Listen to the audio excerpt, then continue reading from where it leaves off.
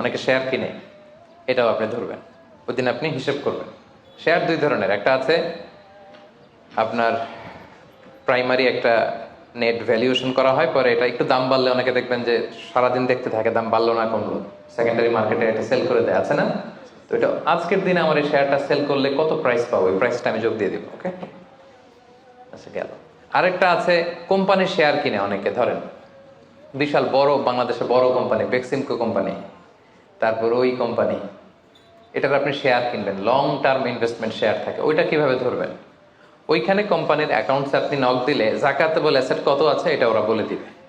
বড় কোম্পানিগুলোতে maximum 40% জাকাতেবল asset থাকে। এই যে লিস্টগুলো আপনাকে শোনালাম, এগুলো হচ্ছে জাকাতযোগ্য সম্পদ। আপনার এগুলোর উপর জাকাত আসে। আজকে 20 রমজান, আমার 1 বছর হয়েছে, এগুলো সবগুলো আমি যোগ দিব। তাহলে জাকাতযোগ্য সম্পদ কি মোটামুটি একটা ধারণা পেয়েছি না?